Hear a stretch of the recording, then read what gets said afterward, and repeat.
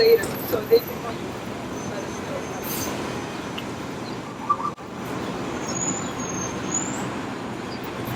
Good evening, I'm Gregory Westner. I'm the Executive Director of Open House New York. And on behalf of this evening's co-sponsors, the Architectural League, Urban Omnibus, the Irwin S. Chanin School of Architecture at the Cooper Union, and Open House New York, I want to welcome you to tonight's presentation on safety and justice in the 21st century city. We are especially grateful to the Cooper Union for hosting us in the historic Great Hall, which has held so many important political and cultural discussions over the past 160 years. Tonight's event represents the confluence of two projects, one by Urban Omnibus, which launched online last November, and the other by Open House New York, which begins tonight and will continue throughout the rest of this year and into early 2019 with tours, public programs, and other special events. These two projects were organized independently, but share a parallel interest in using architecture and infrastructure as a lens to better understand New York City's justice system and a way to rethink its future. Safety and justice certainly are determined by much more than buildings and physical space, but how we build and what we build, and as importantly, what we don't build, is revealing about the underlying values that shape our communities.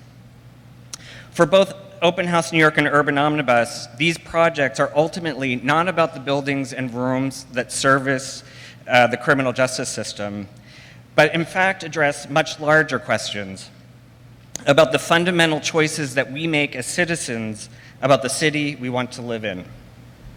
What kinds of public space do we have access to? What is the quality of that space? How do our blocks and our neighborhoods foster the kinds of social cohesion that are intrinsic to safety and community? This is not about how to design a better jail cell, but how to design a city that reduces the need for jails to begin with. If we do not understand these underlying values, we will ultimately be limited in the change that we can make. And these are questions that are relevant for all of us. How we answer these questions ultimately affects and determines our day-to-day experience of the city and what our future together looks like. Before introducing our speakers, I want to just very quickly, on behalf of Open House New York, thank the National Endowment for the Arts, which supported Open House New York series. And I also want to thank the Reba Judith Sandler Foundation for its support, and especially want to thank two individuals, Sherry Sandler, who planted a seed that got us here this evening, and Ted Alcorn, our project director, who did an extraordinary job in bringing this series to life. Yes, thank you.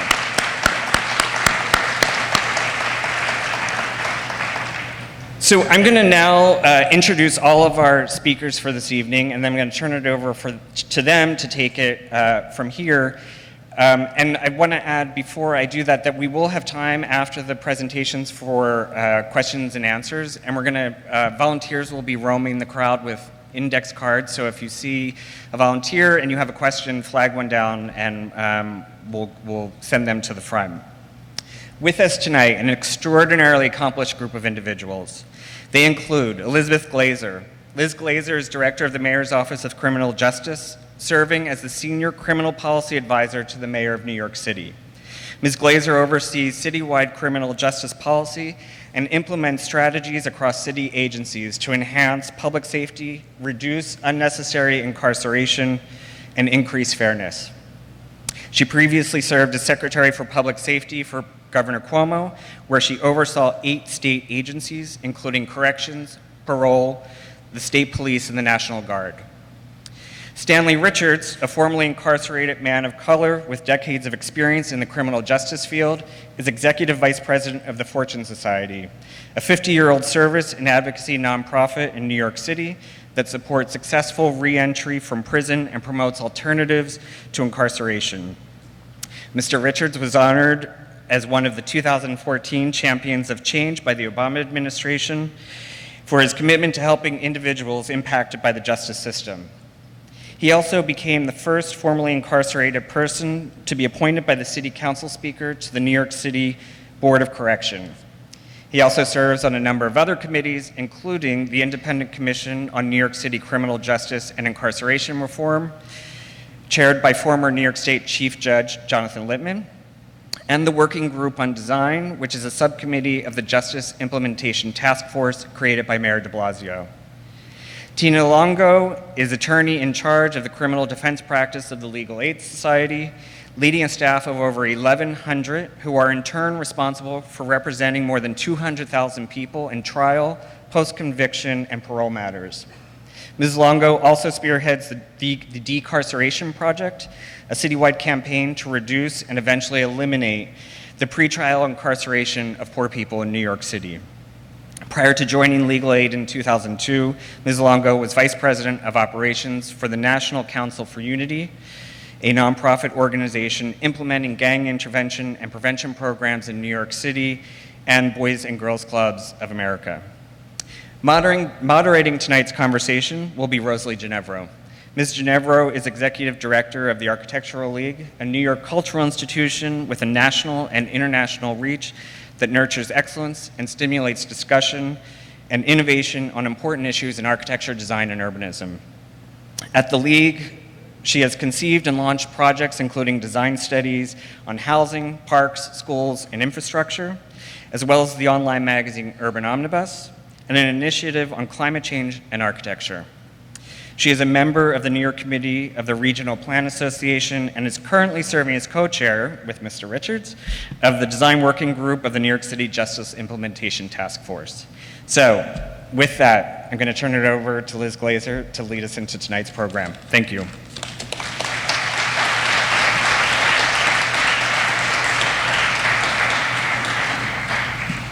Good evening, everyone. The first thing I just wanted to say is I'm so thrilled to be here at this event. I'm particularly and personally happy to be here at something that's been being co-hosted by Open House New York, because for years I have tried to get into the various different spaces that they open every year. And for years I have been stymied, so I'm hoping now I have an in with Greg. And the second thing I wanted to say is that we have a little bit of a secret place here. So the podium that I am standing on, and I hope I wasn't being kidded about this, is apparently Lincoln's podium, hence the red velvet. So look at it well. So we are living in an extraordinary time in New York City. We are seeing crime and incarceration rates at a low that we haven't seen in many decades. And what that means for us is that it gives us the space and time to be able to both think and redo what we mean by justice and delivering justice. And so I want to sort of start with just a few facts. I'm just going to set the stage to give you a sense of sort of where we actually are as far as crime and incarceration goes. And I then want to do a little hop and a skip through some of the things that are happening now in the city with respect to how design is being used in spaces of justice. And then and I'll end with a little bit on Rikers, because I know folks are interested in it. So the first thing is, just think of this, people who were here in 1990. In 1990 in New York City, there were over 2,200 murders in the city. Some precincts, some neighborhoods took almost 300 murders. Last year, the entire city had less than 300 murders. So, oh, and I'm going to have to say next a lot, so hold on, next. So this is something we never get tired of saying, but it actually is quite remarkable, that as we sit here today, New York is the safest big city in the nation. You can see this shows shootings, with Seattle being only a tad more safer than we are. And where New York was in 1993 is about where Milwaukee, Atlanta, and much worse, Baltimore, Chicago, and Detroit are. So something is happening in this city that is quite extraordinary and worth noting. And next. And these are sort of 5 big cities: Chicago, Los Angeles, Houston, Philadelphia, New York. New York is the black line at the bottom. And you see we more or less all sort of go along the same trend since the 90s. But what is remarkable about New York is that our trend downward has been steeper and more durable than any other city. You'll see poor Chicago, who had that big spike at the end, that line going up. Next. What we talk about less, but what is also remarkable, is our incarceration rate, which has also been dropping by about half in the last 30 years. In the last year, down about 5%. Today, on this very day, if you were to look back a year, we're down almost 10% from where we were. And so when you think about that, when we sit here today, our jails are about a third as full as they were in the 1990s, and our rate of incarceration is about half of what Los Angeles and Chicago is, and significantly lower than Philadelphia. Next. And along with the dropping crime and incarceration, what we also see is that the foot has come off the gas with respect to enforcement. So to the extent that we use police a lot less than we have. Stop and frisk, which at its height stopped almost 800,000 people a year. Last year was at about 11,000, down 94%, and you can read this yourself.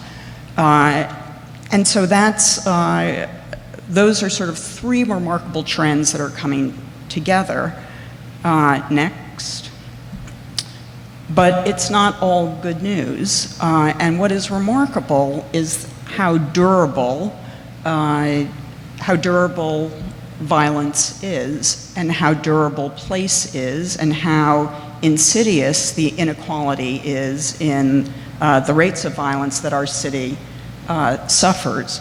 So these are the top 10 shooting precincts in 1993 and 2017. The yellow are the precincts that are the same in both places. And you'll see Brownsville, East New York, Mott Haven. This is a roll call of distress, not only about violence, but about many, many other issues.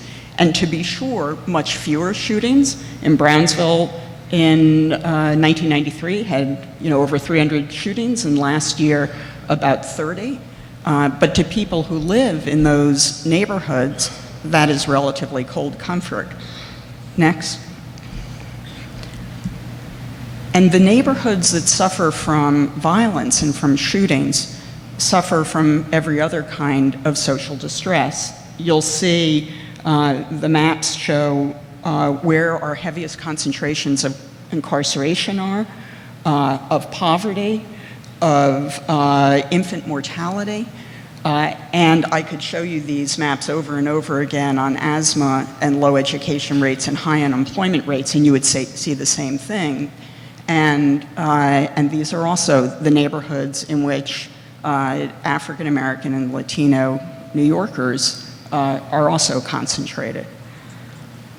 Next. So I'm not going to do the slow reveal because I think everybody can read. But what makes, I think, the question that we're asking here tonight so urgent is that can we keep the peace in a more organic way than simply by the laying on of hands of police or the coercing of rules by police? Are there more durable ways that we can do that? Are there more durable ways that we can keep the peace through neighborhood networks, as Jane Jacobs said, through informal networks, through considering and strengthening social bonds? And what role can design and architecture of neighborhoods, of buildings, play in creating those bonds? Next. So we've come a long way. I think many people in this room remember this famous photograph of Jimmy Carter standing on really the ruins of Charlotte Street. Next. It is hard to imagine a city that looked like this. Next. But there's always more to do, and we have lots more to do. So one of the things, and I just wanted to spend a minute on this, is when you think about neighborhoods in this city, something like 50 to 90% of them are owned by government. It's our streets and schools and housing developments and libraries and fire stations, police stations. And at any moment, we're spending lots of money on all those places.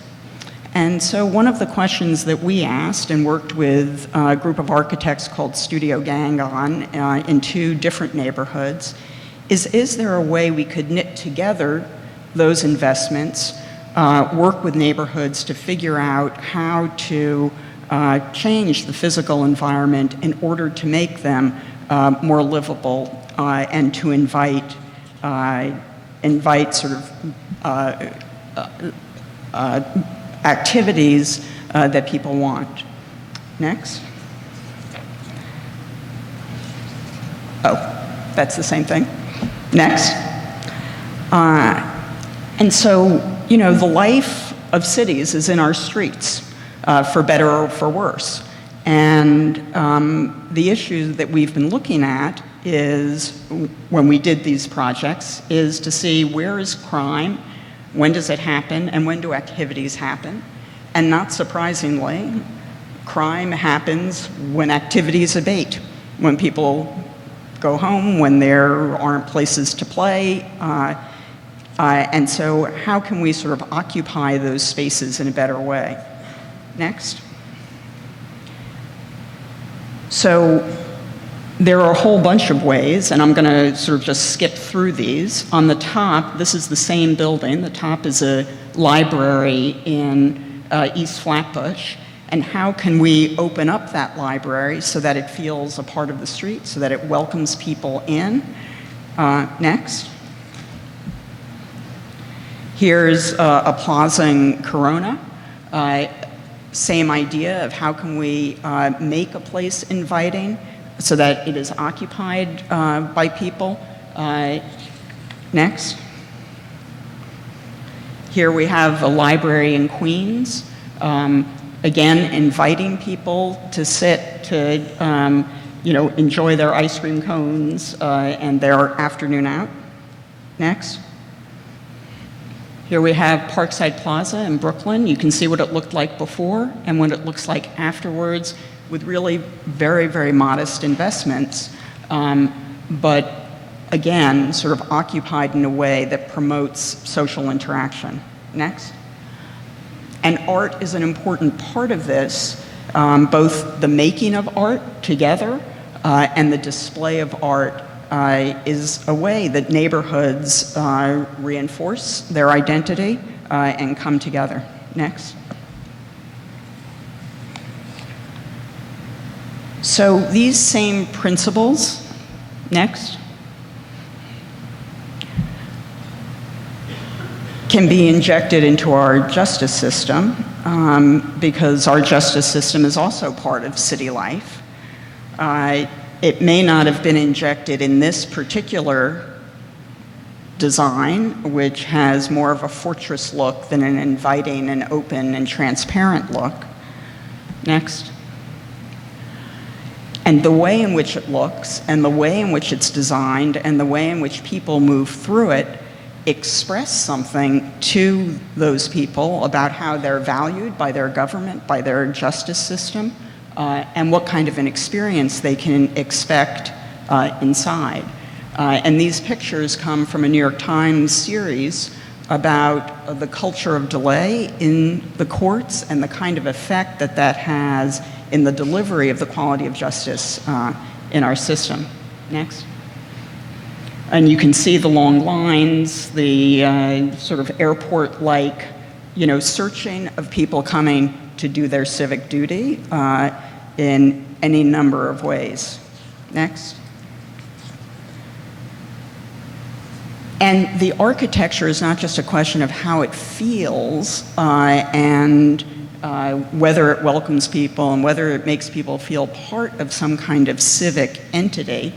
It also has a very direct effect on the delivery of justice and the speedy delivery of justice. So we have here, and I imagine Tina might talk a little bit about this a little later. So this is where lawyers in the courthouse come to meet their clients before they go to court. But it wasn't built with enough meeting rooms. So lawyers wait to see their clients, and maybe they don't see their client. And if they don't see their client, the case is adjourned, and their client is sent back to Rikers, and another month or two or more is lost in the case. Next. This is a picture I took. It's on the floor where the judges sit and have their chambers, and somebody was taking their rifle practice, and the window had been broken like that for several months. All of which, whether it's sort of how the building is treated, or how it's designed to welcome or not welcome people, has an effect on the quality of justice. And there are options. Next. This is the Staten Island courthouse. Next. This is the inside of the Staten Island courthouse. Next. It doesn't have to be a new courthouse to give you a different sense of why you're there and for what purpose. This is the Red Hook Community Justice Center that has a courthouse inside that engages with the neighborhood in a whole array of activities, some related directly to the administration of justice and some related to other kinds of programming. Next. Here are courtrooms in which the judge sits on the same level as the people who are appearing before him.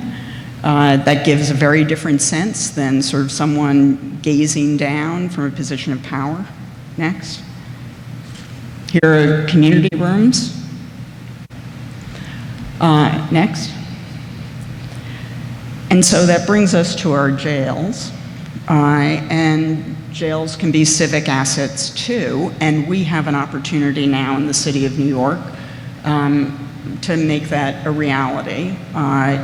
The mayor decided last year that Rikers Island would be closed. Rikers Island sits, as you can see, in the middle of the East River. It has about 10 jails on it, and that we would move, we would reduce the population significantly and move them into jails that existed or would be rebuilt or built anew in the city. Next. And there are a number of jails, you'll see. Next. Manhattan Detention Center sits on the edge of Chinatown in a very densely populated part of the city near the courthouses. Next. The Brooklyn Detention Complex sits in the middle of downtown Brooklyn. Next. The Queens Jail sits in a complex of courthouses and other civic centers in Kew Gardens. Next. And the Bronx Jail, which sits on the Grand Concourse, or the Bronx Courthouse sits on the Grand Concourse, and there is now discussion about where to put a jail so that it would be nearer to the courthouses. And this site in Mott Haven is one under consideration. It's now the New York City, the Police Department tow pound. Next. So here are the three things that we need to do in order to close Rikers. First thing is we need to get the population down. As I said, we're at the lowest that we've been in many, many decades. Over the weekend, we went below 8,200 people. We have to get it down to 5,000 in order to fit in the buildings that will be built or rebuilt in the city. The second thing that we have to do is the culture has to change inside the jails. There is no point in moving jails if we're simply going to recreate the same problems and challenges and issues that we face in our jails now. And the last thing is we need to design new jails, and that's work that Stanley and Rosalie are hard at work on, as are many, many other people. So just quickly, I'm going to sort of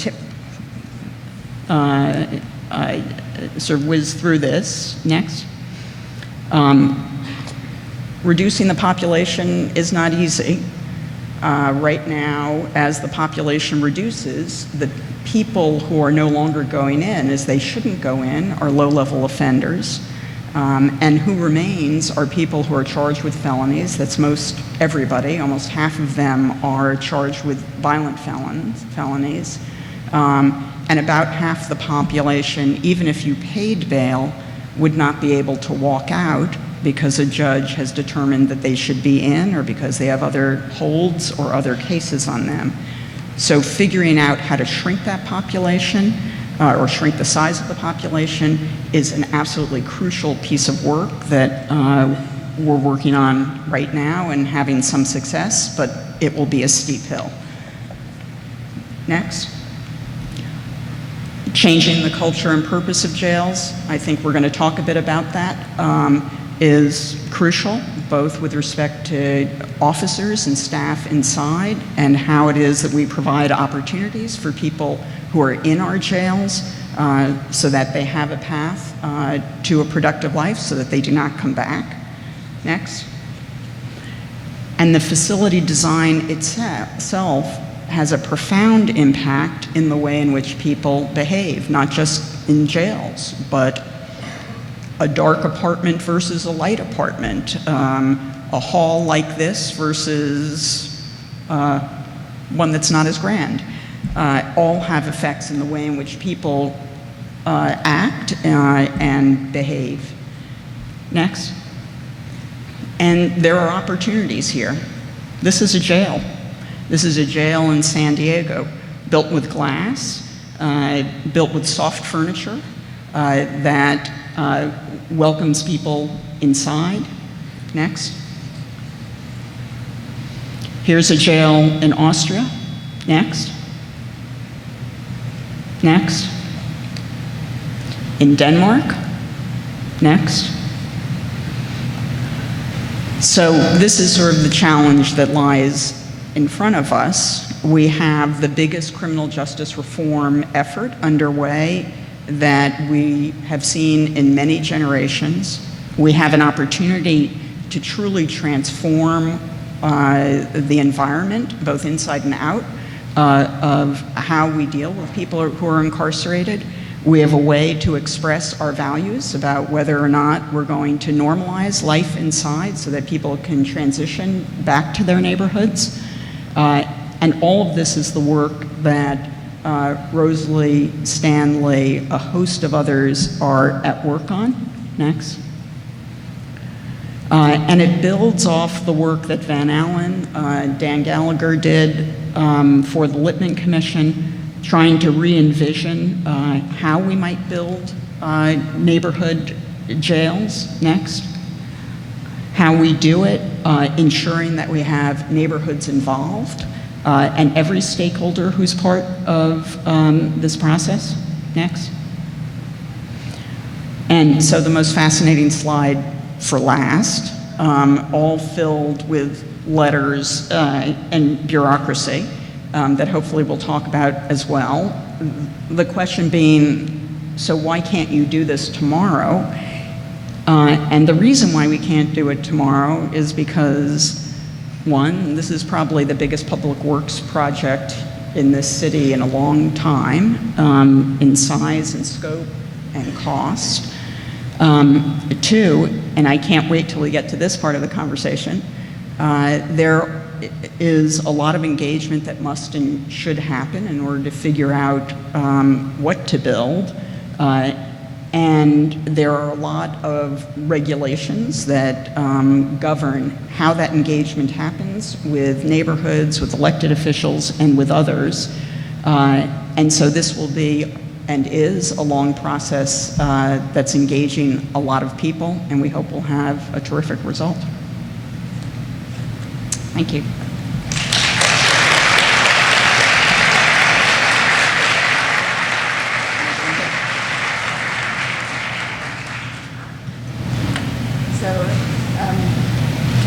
Hello, I think this is on.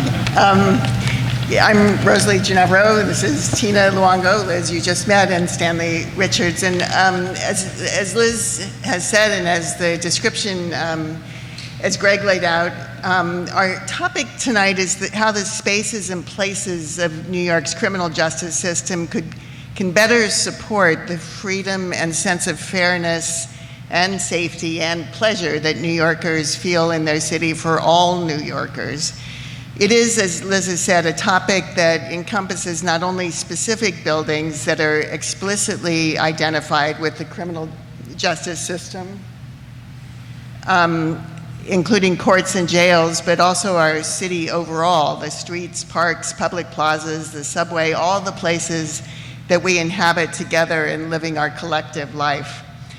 How the criminal justice system works and the spaces where it works, of course, most immediately affect the people who are directly involved with the system, as people who have entered the system through being arrested or as detainees, or who work in it as corrections officers or as probation officials or district attorneys or public defenders or court workers, or as the many, many people who provide medical or educational or social services in the system. But the spaces of the criminal justice system also affect all of us as residents of the city, as voters who have the power to affect policy, as taxpayers, but most importantly, of course, as the neighbors and brothers and sisters and cousins and co-workers and fellow New Yorkers and fellow human beings of the people who are directly affected by the system.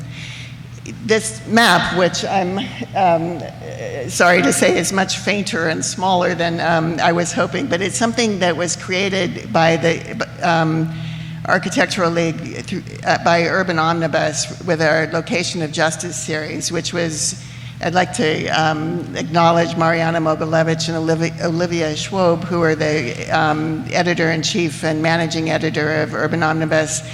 The Location of Justice series, which Greg described, looks at all of the spaces, or at a lot of the spaces of the system, to think about how they affect our life in the city. And we created this map working with the Center for Spatial Research at Columbia to show the extent of the network of justice-related spaces in New York. So it's not just Rikers Island, it's not just the courthouses, but it's probation offices, it's schools with police security officers stationed in them. It's all kinds of spaces in the city, and as you can maybe faintly make out on the map, it's clearly a system or multiple systems that spreads over the entire city and touches many, many neighborhoods. In thinking about the criminal justice system in our physical environment, there are two themes that keep recurring and that seem to me can be useful in organizing our discussion tonight, and those are transparency and interconnectedness. By transparency, I mean the literal transparency, which is a favorite concept of architects, and we'll come around to that, but also being able to see how something works and able to understand why it works the way that it does. Transparency as a metaphor and a goal is often talked about as an ideal for the system, but I think it's worth scrutinizing and talking about what it actually means now and whether it actually exists in the system that we have.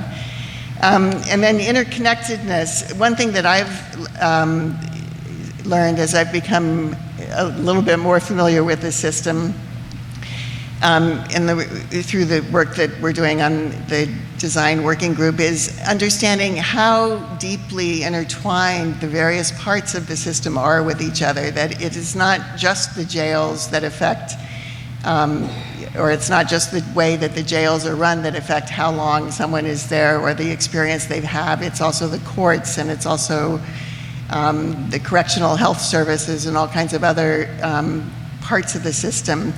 So I want to toggle a bit back and forth between these two threads as we talk tonight. We will definitely talk about the plans to close Rikers, which I know is top of the mind for many people who are here tonight. But I also want to make sure that we talk about all these other deeply interconnected aspects of the system. And I hope we can end with with talking about what we want the spaces of our criminal justice system and of our city to be, and to communicate about the system itself, and therefore about what we want to be as a city and as a society. So Stanley, I'd like to start with you. You've been working with the people and the sites of the system for a long time, for over 16 years at the Fortune Society. Fortune provides services and has has a presence not only in its own facilities in Long Island City and Harlem and West Harlem, where it provides housing and services, but it also works in the courts and on Rikers. What has changed in the way that the system is viewed and how it works now compared to what it was 10 or 20 years ago? And how has that affected the settings in which it works? Oh, thank you for inviting me to be part of this conversation. I think one way that sort of the way in which people think about the justice system and the justice system has changed over time is the justice system has always been about these compartmentalized pieces of the system. It's been about the policing, it's been about incarceration, it's been about prison, and those things are traditionally about isolation and keeping people away from the community. And what we've been experiencing in this process has really been a process that, when you talk about transparency, has been a process about how do we maximize the opportunity to not isolate people and to deal with it from one system to the next, but to deal with it as a holistic process, from the part of arrest, what happens in communities, jails. We have really shifted the way in which we think about criminal justice and the way that we're designing going forward. So the system has really evolved in terms of just not thinking about it as one system of incarceration. It's really how do we build a continuation, first make it smaller and then build a continuation so that the system is much more efficient and using design to be able to do that. Tina, I wonder if you would make specific and tangible for us one part of the overall picture that we're talking about, and that is what, from your point of view, would a client-centered court system look like? And I hope that everybody will jump in when they want to. This is not meant to be only, No pressure. No pressure. No pressure. Look, I think the first thing to recognize is, and sort of I was very glad that Liz had those slides up about sort of tracking the areas in which poverty and asthma and education and housing are the same, in which, no surprise, you are seeing pockets of high rates of incarceration and high rates of gun violence, right? It's a public health issue. So the first thing you start off with when you look at the court system is you really have to turn downstream and sort of look at it from a client-centered model right from there. Because if we don't do that, we sort of fail to recognize what has driven people to the criminal justice system is, in fact, not criminality, but all those other issues. And to get to the heart of that, to get to a holistic approach that Stanley's talking about, many of us work around in reform efforts, is getting there. That being said, we do, the criminal justice system, after an arrest and there is an arraignment, a person comes to court. And they come to court in either of two ways, right? Out on their own recognizance, in which they go back to their communities and come to court, or incarcerated.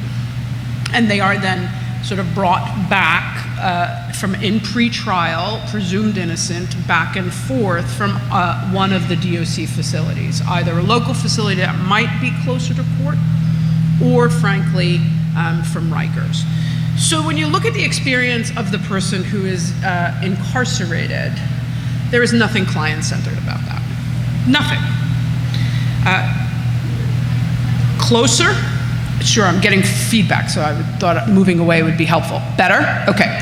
So there's nothing client-centered about being held at Rikers or DOC facility at all. You are removed from your family, you're removed from your community, you're removed from your children, your jobs. There is an inability to work with your attorney or people, your counselors or mental health professionals. You are segregated away, sometimes further than not. So family visitation, access to an attorney, all severed. And that photo that Liz showed of the sort of LL1 is what that is on any given day in the Bronx, but it happens pretty routinely in other places, but not to that degree. Those are attorneys, public defenders, who are waiting for hours for 5-minute conversation with their client in between court dates, and that client is incarcerated. And so we have to have the conversation about perhaps going into the grand jury, preparing for trial, talking to a client about a plea, but we're waiting. Now, what you don't see are those are the people who can wait. But my staff in the Bronx have to be in other court parts for other clients. And so sometimes you simply can't wait. And then the case is adjourned. And so that symbiotic relationship, dysfunctional relationship, then has another sort of court date with another delay, with a client being frustrated and further segregated from defense. When you look at the perspective of somebody who's out, far better situation, and there people are coming back and forth to court, do have the ability to meet with their defense providers, are involved in programs in their families' lives, are working, have housing, and are trying to stabilize. But I will say not also the experience I think I hear from mostly of our clients about their experiences when they hit court. Cultural competency, the ability for court staff to be respectful, clients feeling as though there's language barriers, sort of in terms of the way in which courthouses are structured. There is a great sort of option sometimes when someone is arrested to get what's called a desk appearance ticket. So instead of being put through the system and sort of held and sort of brought from a precinct into a courthouse in cuffs, you're released from the precinct and told to come back 30 days later. But here's the reality: you would meet me in a hallway and I have to discuss with you what should be a confidential and privileged conversation in a hallway, because we never thought about structuring our courthouses with sufficient enough meeting rooms close to where someone would meet a judge. So as we're looking at reducing the number of people who are in pretrial, or frankly would never even have to touch the criminal justice system because they could be released from a precinct, the reality is our current way in which our courts are structured is simply not able to do that. So language matters as well. There is a fair amount of work has being done in sort of looking at the language, the signage, but I will say even when I'm looking at the sort of moves in which there is an effort to do that, particularly in the Manhattan courthouse, one of the signs that struck me when I was reviewing the changes that were made is the use of the word defendant. We don't need that word. Why do we use that word? Inmate, prisoner, right? Court officers call people who are incarcerated bring up the body, and they say this in open court. And so we really also have to drill down when we're talking about client-centeredness to just say a person accused or a person. Everybody knows if they are charged with a crime and they come, they do not need to be reminded that the system calls them a defendant. So it's stuff like that I think we really have to be careful, but the first thing is looking way downstream. Go ahead. I'm going to add, and the client-centered approach is sort of something we're doing on the design group, right? Where we're really asking the question, who is going to be interacting in this space, right? Who's going to be interacting in this space, and what are going to be the needs of those individuals, and how do you use space to communicate not only to those who are arrested and detained, but those who work there. You know, at Fortune we say hurt people, and spaces like Rikers Island where it is a hurtful place. It hurts the officers, it hurts the people who are detained there, it hurts the families who have to go and visit. So one of the things we're doing now as we move forward on this is really asking a pivotal question that I don't think was asked in the Bronx design for the Bronx courthouse is, who's going to be occupying this space, what are their needs, and to really plan out and center the space around the people who are going to be interacting with that space. So it's important to ask that question, but the other thing that it sounds naive, or how could we possibly not know this, but who asks the question? Who is the client for the courts? Because I think I discovered to my surprise that it's actually kind of confusing who the client for the courts is. I mean, Tina or Liz, you want to address? I mean, I will say, I don't think that there's one client. There are so many, when you think about a court system, and sort of Red Hook is a very good example. I happen to sort of props out. I live in Red Hook. I know that court really well. On any given moment, the client changes. So is it the person who is accused and is coming before the court? That's a client. But so are the program staff that are there, at Stanley's point, the staff that have to work there, including public defenders, district attorneys. But more importantly, that building is also where housing issues are taken care of, yes. Where I go to do peacemaker trainings regularly with our community, where youth court, there's a sort of voluntary youth court that happens. It's peer run by young people.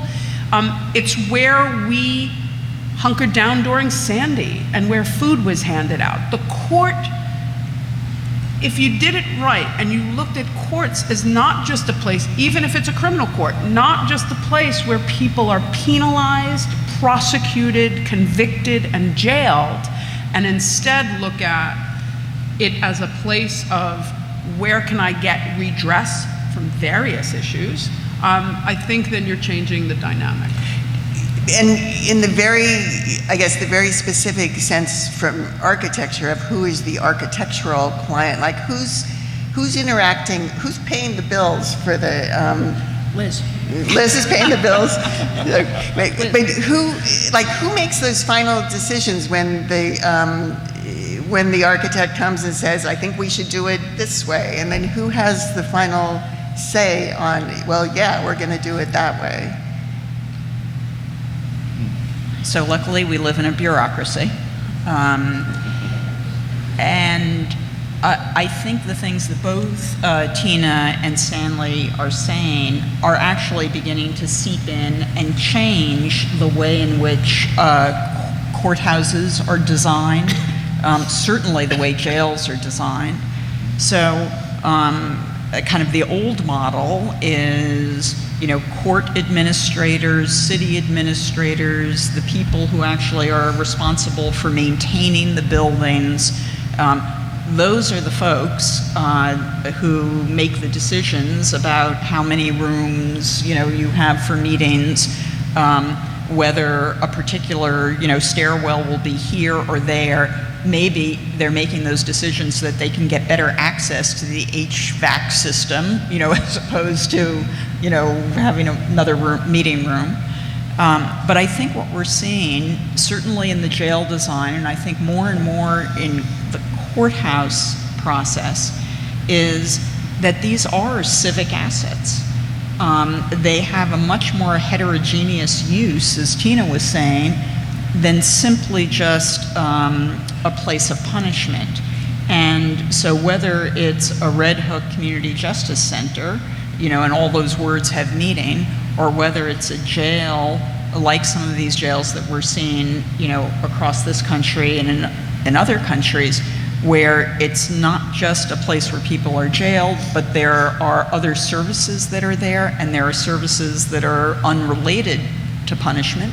That there are, there's one jail that has a library. It's a separate entrance, but it's for, people in the neighborhood. And so I think the more that we make these buildings a piece of, at least in our city life, because they are a piece of city life, to Stanley's point, jails can no longer be places of isolation, courts shouldn't be places of isolation, but this is sort of a part of our civic experience, the better we are. And I think that from a bureaucratic point of view, people are understanding more and more you must have the people who are going to live and work and breathe in those buildings help you figure out how to design it. So just one more story, like the meeting room story in a borough that I won't name, but it rhymes with Franks. And maybe in that courthouse, there was a big issue a year or two ago, because in the room behind the courthouse, the courtrooms where lawyers would meet with the accused people who were incarcerated, there was a grate between the two. The problem was that if you're a lawyer, you have papers that your client might have a passing interest in seeing, but there was no way to get it through. And it got to the point where, it was going to cost something like $1 million to weld open a slot to pass things through. And at one point, a judge in the courtroom said to me, "Just give me the welder. I'm going to go and cut the holes. This is ridiculous." But it's all about the defenders weren't what? Oh, sorry. So defenders weren't consulted. Formerly incarcerated or incarcerated people weren't consulted, and it was all done from a very high level. Why, in just a few words from each of you, why do you think it's important to move the jails to borough-based jails? And what's that going to do for us? Also, what's that going to do for us, including considering transparency and interconnectedness? I'll start off. As someone, during my last incarceration, I spent over 2 years on Rikers Island, going back and forth almost every month to get my case adjudicated. And I had, I think, one visit from my family. And I told my family never to come back again. For 1 hour, my father spent the entire day going to Rikers Island for 1 hour. And I felt like what I did was my account, not my father's. And he shouldn't be punished for what I did, right? And so by moving the jails, we do a couple of things. One is we take the jail from the darkness and bring it to the light. Rikers Island literally is like out of sight, out of mind. No one thinks about it. No one really knows what's going on there. So we move it from darkness into light. The second thing we do is we basically turn the notion that jail is punishment upside down by creating justice centers, or whatever we want to call it, that are really about justice, both procedural justice, about how people get access to their attorneys, about how swift justice moves through, and about how engaged families can remain with people while they have their cases adjudicated. And that is a big deal. It might not seem like a big deal when you think about it, why not Rikers? That's a big deal to be able to say, we're not going to pretend that this doesn't happen anymore, and we're going to turn this notion of real justice upside down and really focus on procedural justice, accountability, and true transparency. We are in a system, when you talk about transparency, sort of 96% of the people charged plead guilty. And that's a sort of very closed off, not transparent, right? The ability to have a public trial where the government has to present sort of evidence and sort of meet a high burden of proof in an open courthouse. You have the right to confront your witnesses, all embodied in the Constitution.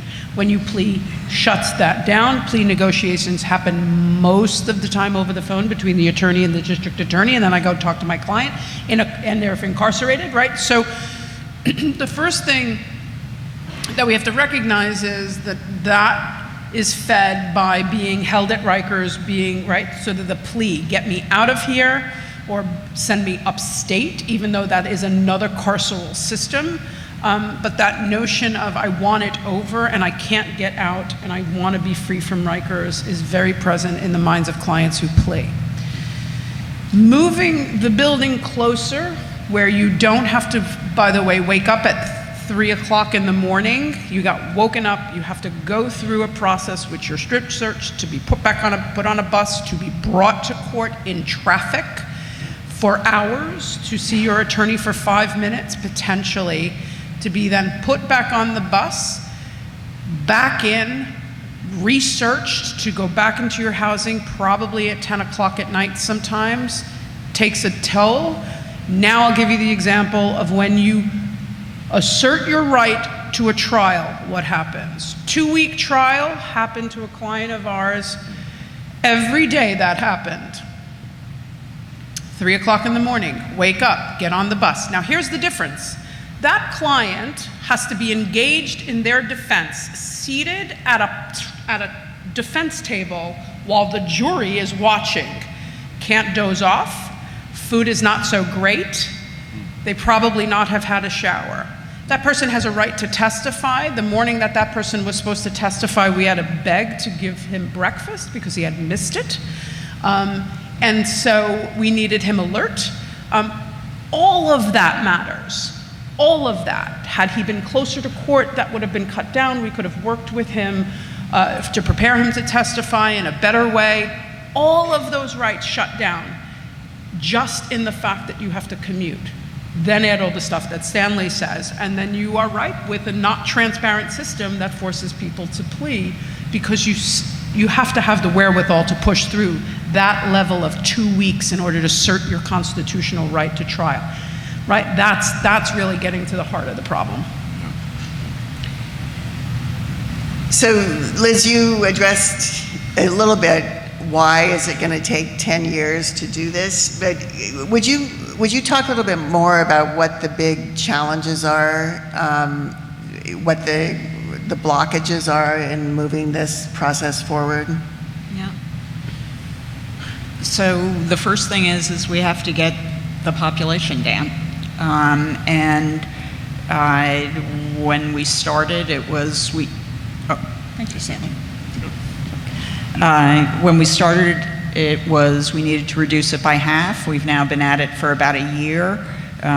We have another 3,500 people to go to reach our target. And as I said, as we begin to pull out of the system, as we should anyway, it doesn't matter whether we're moving on or off. No one should be in Rikers who doesn't have to be there. So as sort of, lower risk, lower offending folks are no longer at Rikers, we're left with a population that's been charged with violent offenses. Not all violent people are dangerous. But in order for us to have a way to reduce that population, either we have to have quite a seismic culture change among judges and prosecutors and New Yorkers that it's fine to let that person out or to have that person go into a diversion program, or because the jail population is just a function of how many people go in and how long they stay, we have to shrink the amount of time that they stay. Shrinking the amount of time that they stay, you have to deal with every single part of the system that Tina mentioned. Corrections has to get the person to court on time. The court officers have to be able to get the person from the bus to the courtroom. The judge has to actually move that case along. And have meaningful court appearances. The defenders and the prosecutors must be ready. And all of that requires an enormous amount of effort in order to reduce it. So getting that down in now 9 years, reducing it by another 3,500 people will be a job. And there are things that we can do that could potentially reduce it significantly faster. Eliminating cash bail would reduce the population by a lot. Having the state take their prisoners off. These are state parolees who are put in for technical violations. We could close an entire jail if they weren't in for technical violations. But the law requires, once a warrant is issued against somebody, a technical violation is like you have dirty urine. You miss a curfew. And the law requires that once you issue a warrant for a technical violation, you must be incarcerated. So there are a whole bunch of things that we could do. So population is the first thing. The second thing is, this is a huge project. So just to give you an example, there was a new police academy that was built in College Point in Queens on a huge empty piece of land. A police academy is not a bad neighbor, so going through the dreaded ULERP process, which is, sort of the review process of electeds and neighborhood groups and stuff, should be relatively straightforward. But it took 9 years. 9 years from beginning to end to get the building open. And so we are firing on all cylinders and working furiously at a furious rate, but it'll take a while to build or rebuild or rehab, 4 jails. Before we turn to some issues about the city and move away a little bit from Rikers, can technology help with any of this in any way, or is technology something that we need to be worried about here because of concerns about privacy and surveillance and other kinds of issues related to that? I mean, a friend of mine the other day, when I was talking about moving to the borough jail, said, it would be much smarter and much cheaper to just start using video conferencing and, forget about getting all the transportation problems, just do it all through video conferencing. Well, is that realistic? I mean, what are the problems with that, or what are the potentials of that? So you might imagine in a system that sort of segregates people and pushes them away, that video conferencing to one's due process constitutional rights isn't the right fix. Now look, that's not to say that in limited circumstances, a client will sometimes say, because we can do video conferencing in some cases, I'd prefer not to get up at 3 o'clock in the morning to be dragged to court if I think it's just going to be an adjourned date. But I will say we are on a slippery slope when that happens. The interaction, to have that client be able to be involved in their defense, to be in front of a court. I can't tell you how many times I prepared my client for one thing, but in front of the judge, I did a motion and the judge granted it for release and the client left. That would not be able to happen. And I think while we're sort of talking about humanizing the experience, the reality is that dehumanizes, right, the experience, which is why it is not the fix to simply say, save the money and just do it by video. The fix, the client-centered fix is to simply say it's time to bring people back to communities, closer to their families and to courts. That's right. And there is a place for technology. I mean, and Liz, you can speak to this. The Department of Correction operates on paper. Yeah. Like nobody, no detainee, no person held in Rikers or any of the borough jails, no movement happens unless a piece of paper with the picture and all of the information moves first. If that, I mean, we are really still on a paper-based system. So there are uses of technology that will enhance the operation of moving people from point A to point B and getting people before the judge. But I think we have to be mindful of the other side of technology, the risk of technology, like the video conferencing, I totally agree. We don't want to replace the interaction between someone being detained and a judge, and we don't want to replace that with video conferencing, but there is a place for technology. Yeah, I mean, I think context matters. If you have a system that runs entirely on log books, and I believe even carbon paper, perhaps, yes. the last, that's a problem if, for example, you want to make sure that somebody who's, in Rikers or in one of the borough jails is getting programming X, Y, and Z, and after they finish programming X, Y, and Z, they get to move on to something else, to make sure that they get linked to the kinds of services that they want and need when they leave. So just sort of, very basic things that I think we take for granted are not happening in Rikers. Should people who are incarcerated be permitted to have, tablets? Should there be some kind of, incentives for good behavior? You get to have video games, or you get educational programs, or you get whatever the thing is. So I think that technology can be a force for good. Moving off of Rikers and into the borough jails is going to be an enormously expensive proposition. I mean, I've heard figures like over $9 billion, I think. Given the kind of needs in a lot of the communities that you showed, Liz, in the communities where violence is still most present, wouldn't it make sense to spend some of that money instead on housing, on supportive housing, or on mental health facilities or other things? And is there any way that we can actually try doing that at the same time and maybe reduce the size of the population in those ways? Yeah, so I think that's the $10 billion question.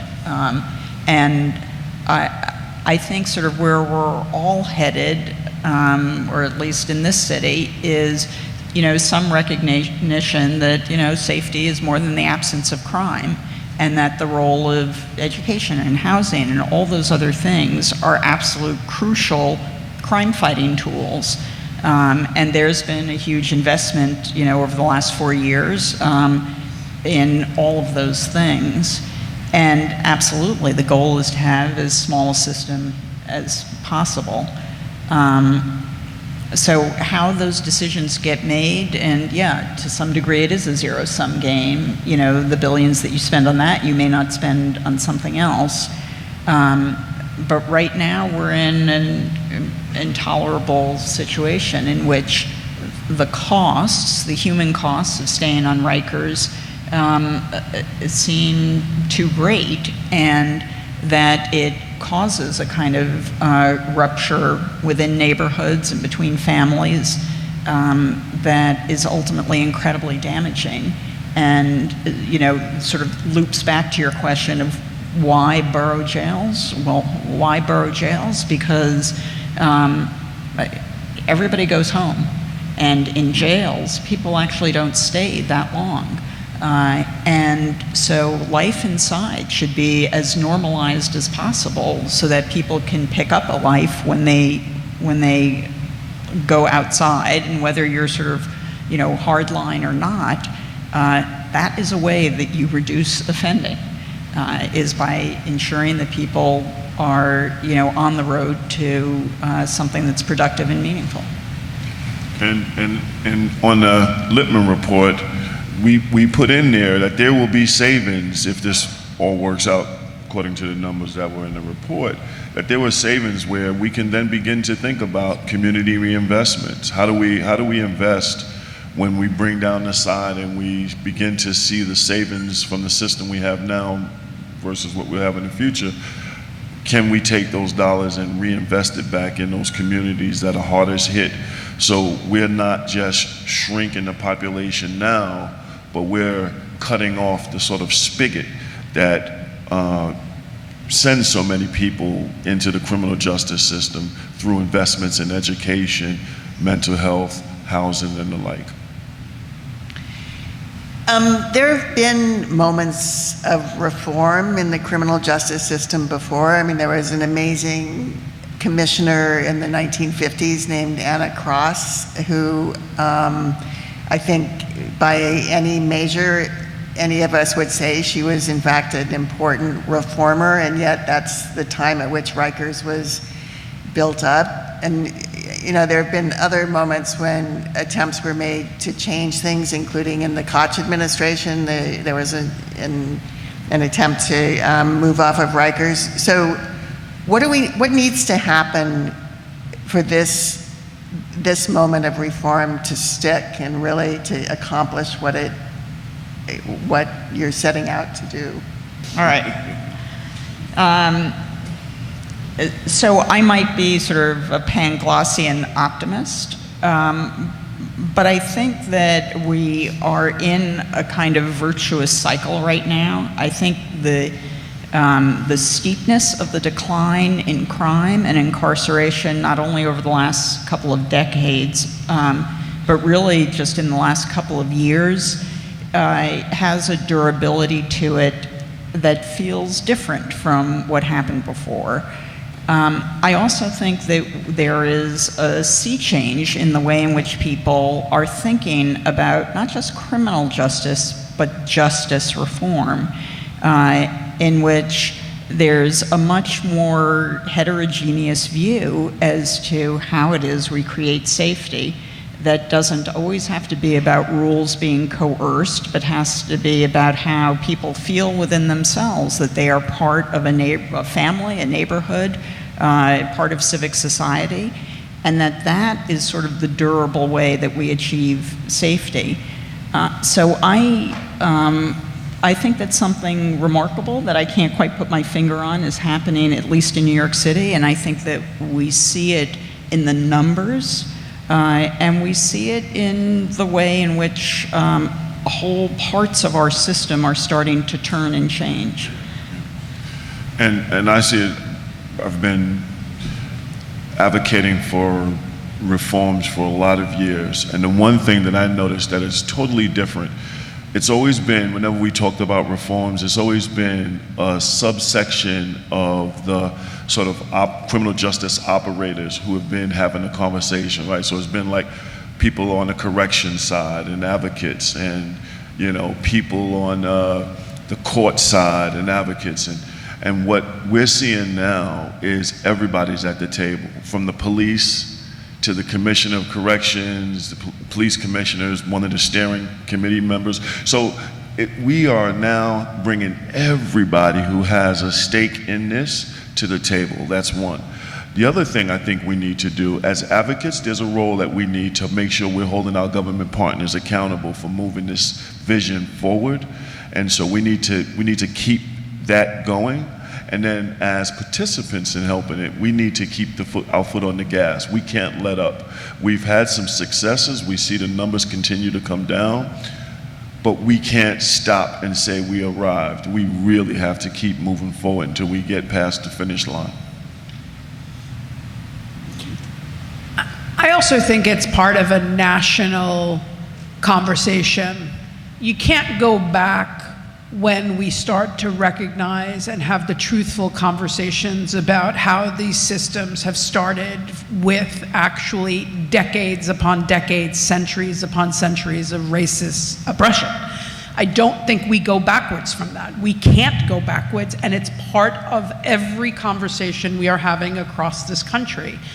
I also think that the voices of those impacted, the clients of Fortune, the clients that I represent, the coalitions that are building, are not going to let this go.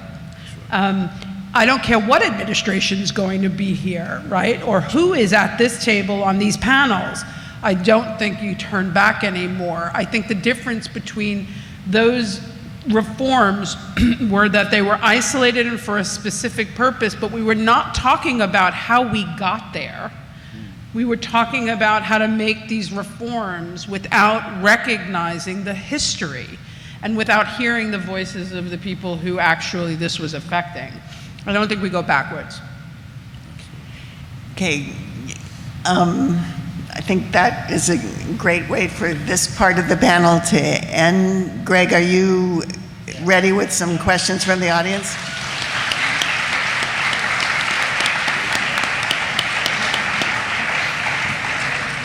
So we have quite a number of questions, and our volunteers and Kristen just keep feeding them. We certainly will not get through all of these, but we'll do our best to get to some of them. One of the questions is, have there been any studies done or explanations given to explain the decrease in crime over the past 20, 30 years? How do we understand why this happened?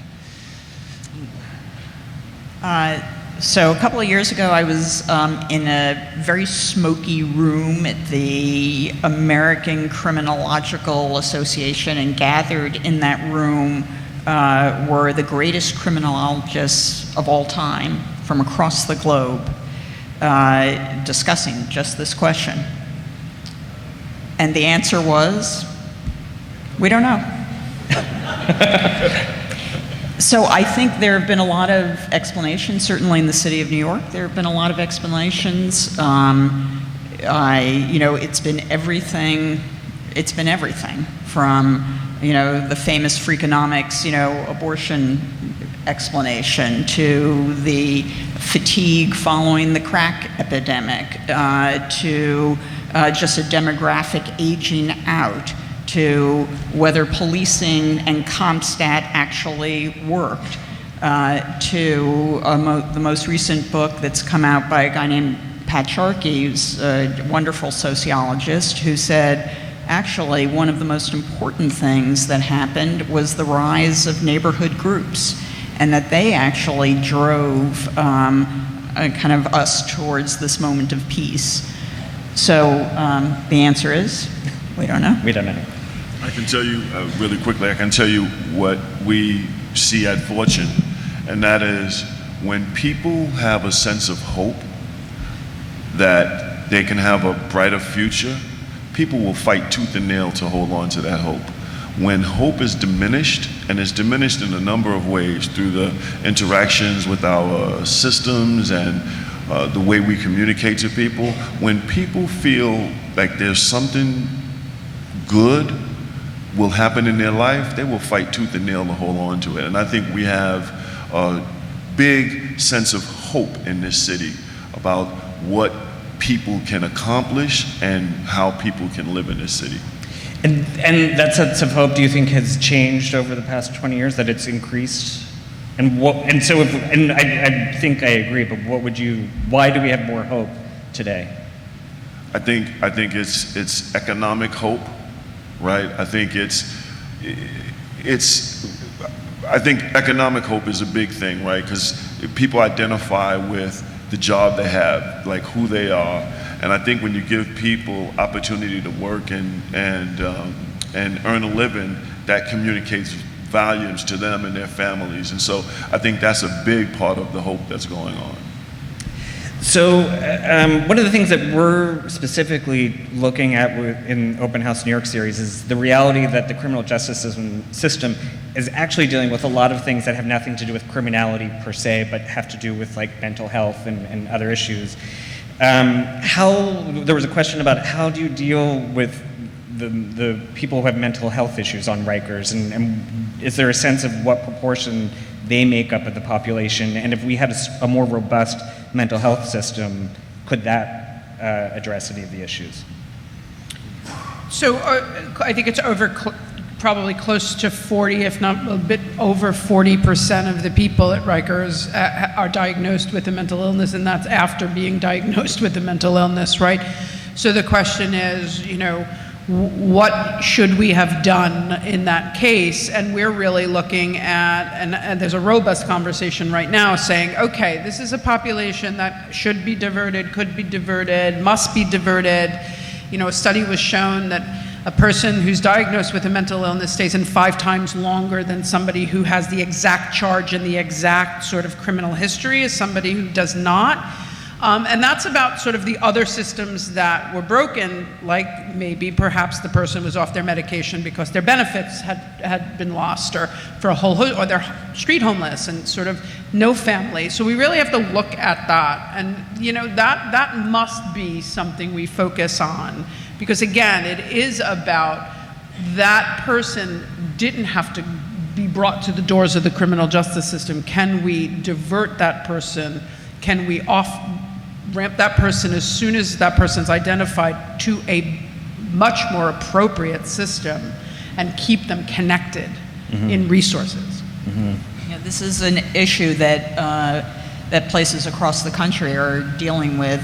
During the Obama administration, the White House put together about 60 jurisdictions to try and figure out what to do with people who hit really three systems. They're homeless, they have multiple criminal justice involvement, usually for very, very low-level stuff, trespassing, low-level drug stuff, and other things, and also hit, you know, our ER rooms. So, you know, at Rikers, about half the population turns over every 9 days. And this is a population that's usually older men, usually have substance use or other behavioral health issues.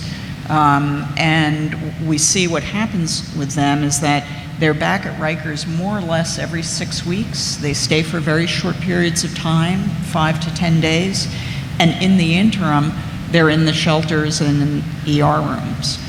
And that is incredibly troubling, because that's a cycle that can and should be broken. Supportive housing has been shown to be something that can do something about that. But it's a problem that we have to address, and that has been very hard to figure out how to crack it. I think this is probably a question a lot of people have had, which is, what can the average citizen do to transform the justice system in the directions that we're talking about tonight? Are there things that people can do, and people in this room can do? Sure. I mean, people can lean into the conversation. I think there are opportunities to volunteer at organizations. There are community meetings that are happening around this particular issue. Lend your voice. I met someone who is here from Brooklyn, who is part of the president of his board, and he's here, and he was well informed about all of the issues, and he came tonight because he wants to be involved in this. And I think that's what people can do is be involved by being informed and participating. As the least knowledgeable person up here about these things, I would just add that it's so clear from what Tina said, just as we ended the panel, and Stanley and Liz have said how important activism and advocacy have been in getting us to the point, the good point, the better point that we are now. There's still a long way to go, but activism has been critically important.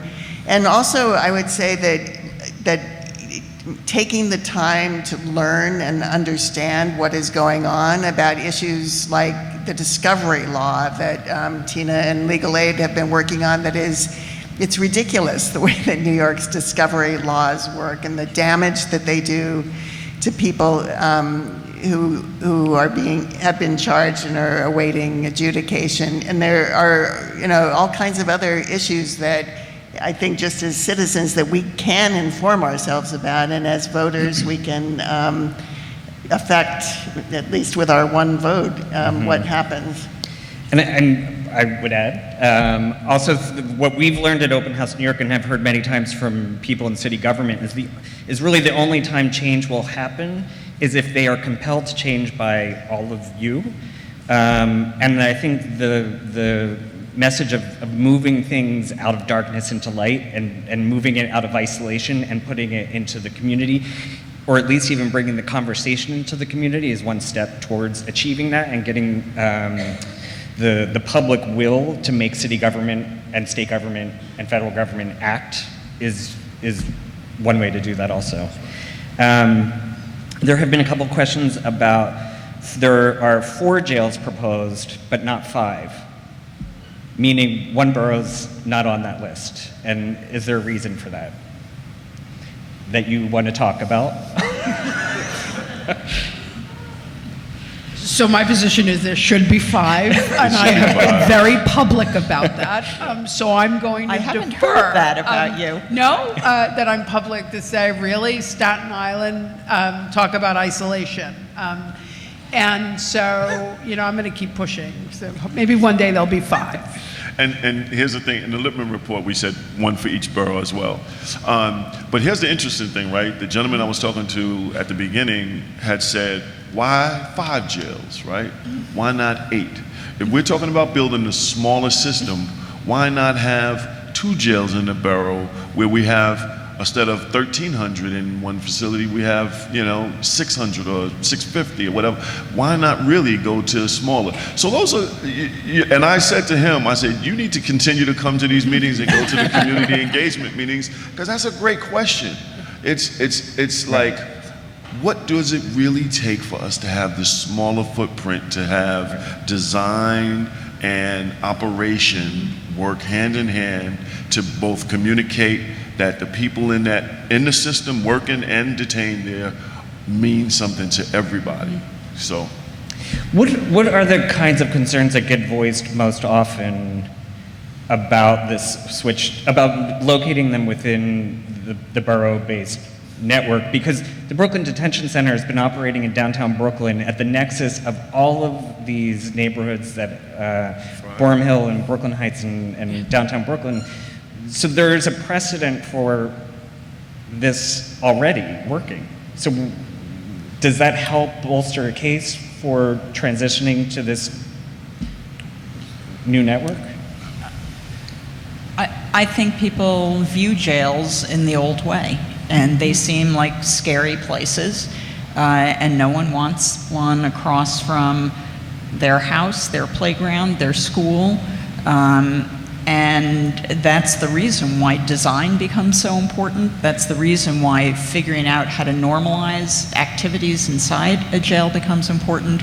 And I think Stanley's point is exactly right, that in a perfect world in which it was easy to find land and to site things in the city of New York, we're a group of very, New Yorkers have a lot of opinions, and citing things sometimes is not so easy.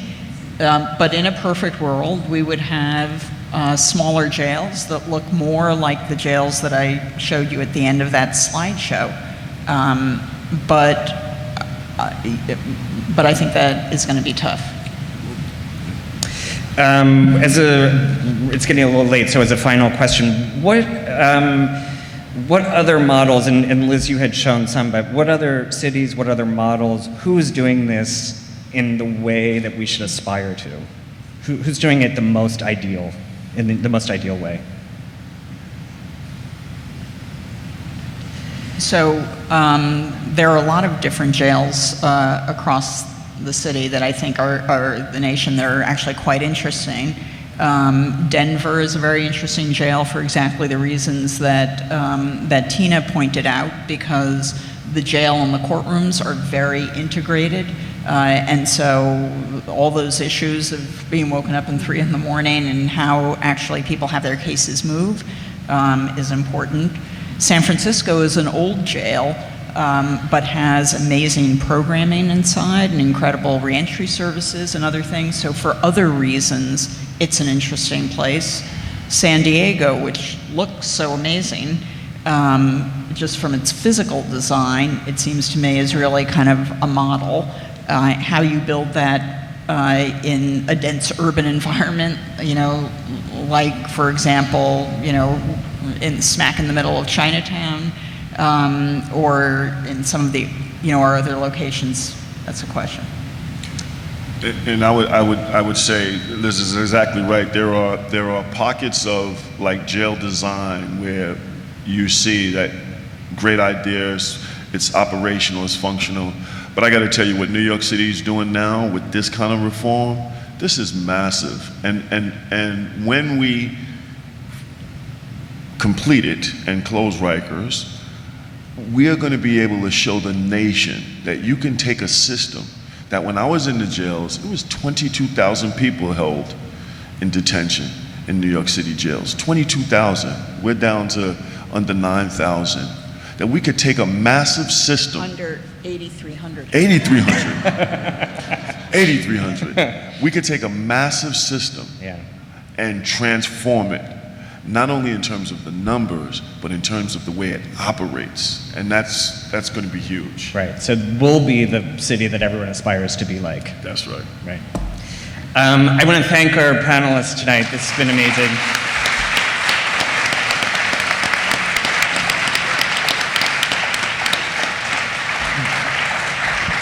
As a reminder, I definitely, if you want to know more, and we could have been here all night asking questions, but Urban Omnibus has an incredible suite of articles and feature stories that go in depth in many of these issues. And then, of course, we hope we will see you throughout the rest of this year and into 2009 at Open House New York for our program. So thank you again for coming.